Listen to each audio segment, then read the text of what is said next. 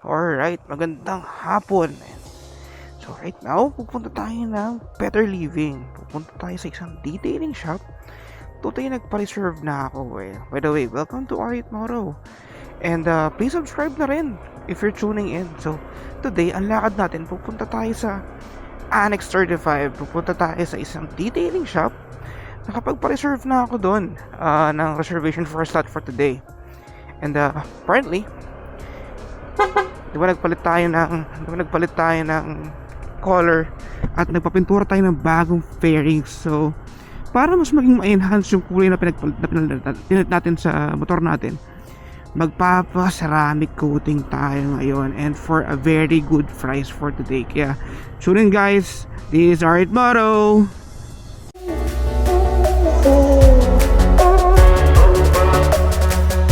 So, dito tayo ngayon sa Doña Trinidad.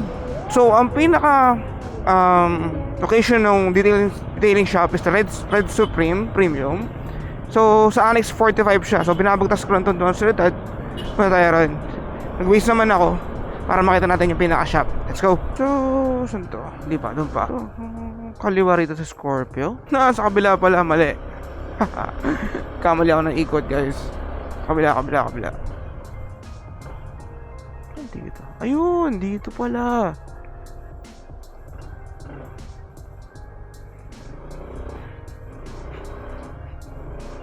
Tanong tayo.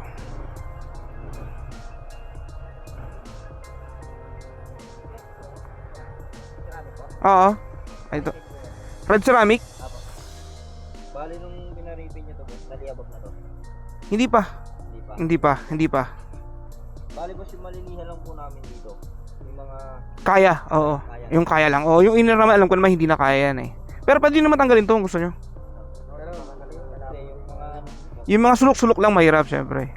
sulat ng mga Pero yung outer alam ko naman kaya naman lilihain. So lilihain pa raw muna to. Kasi hindi pa siya nababuff. So kailangan mo nalihain yung buong nakamotor natin bago talagang i-ceramic. Kasi hindi pa lumalabas yung pinaka-gloss niya. So mahaba ang proseso, pero papakita natin lahat yun sa episode natin.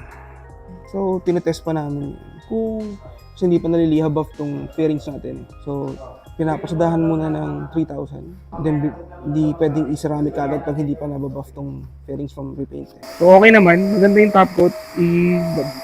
Tutuloy na yung liha tsaka buff. So apparently, tapos na siyang lihain. Ayan, hindi rin niya para siyang matte ngayon. So ang gagawin niya dyan, after i-matte niya, siniliha na siya ngayon eh. Ang next step naman natin here is ibabuff na siya. So isang liha na siya, isang buo. Then liliha, ibabuff na siya ng para pakintabin. Pagkas pakintabin, i-cure, tsaka isa-ceramic. Ganun yung proseso. Kapag nagpapintura kayo ng motor, kailangan ipa-buff nyo muna bago nyo pa-ceramic kasi hindi siya pwede ceramic kagad. So, need mo na i-buff, ilihain, tas buff, then tsaka i-ceramic. Walang kwenta yung ceramic kung hindi siya i-buff. Hindi lalabas yung magandang tingkad ng kulay ng motor kung walang liha tsaka buff before going to ceramic. So, tapos na si Boss Jim Rel mag-buffing, nangungunang buffing ng motor.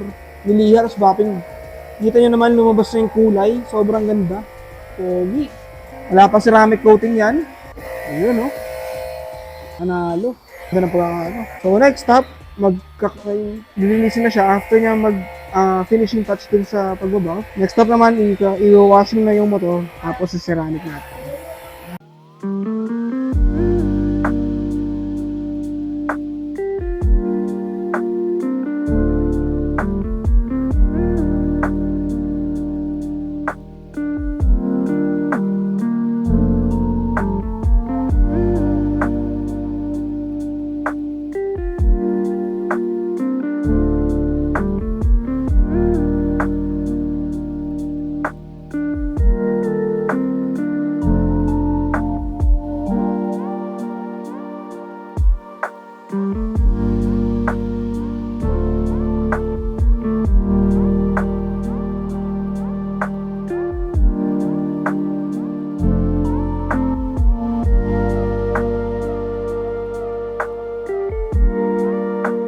Pag first layer niyan, Jim, paano yan?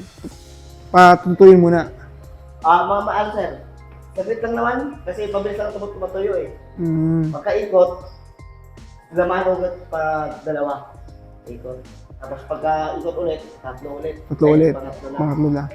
Sige. Pag mga sinaceramic ba, Jim, paano ba? Maganda ba pinapaarawan mo na para kumapit o okay Hindi na na, yan? sir. Hindi na. Hindi na, oo.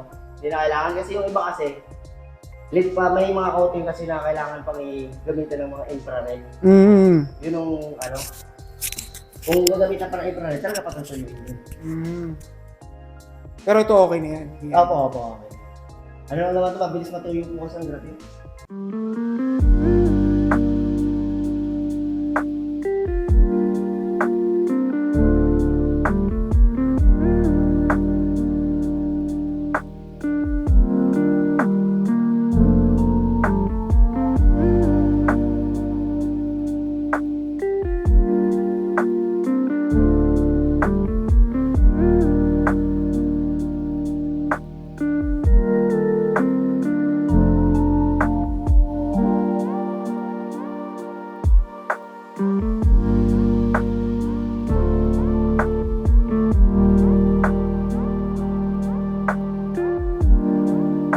This is the finished product. 3 layers. Ang ganda, grabe. Sobrang lumabas yung kulay ng pintura.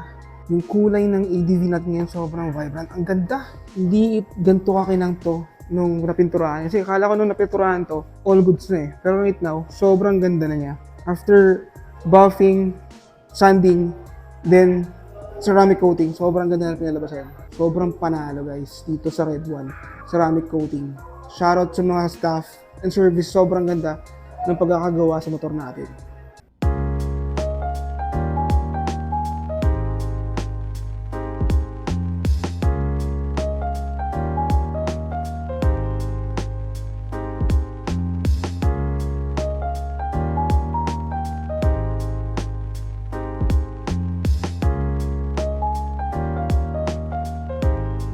Yan, it's a wrap. Napakaganda na service sa Red One Ceramic Auto Detailing.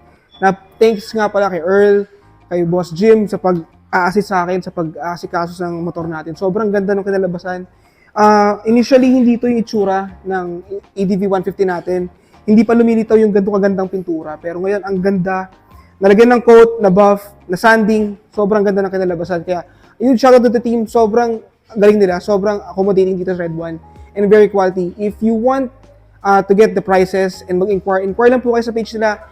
I'll put it in the comment section below or in the description below yung link ng page nila sa Facebook para makapag-inquire kayo kung magkano yung packages nila for motorcycles and also cars. Kaya if you like this episode of R8 Moto, please leave a like on this episode and please subscribe to my YouTube channel. And so again, this is Ron from R8 Moto. Once again, bye, ride safe, God bless, Godspeed guys, bye!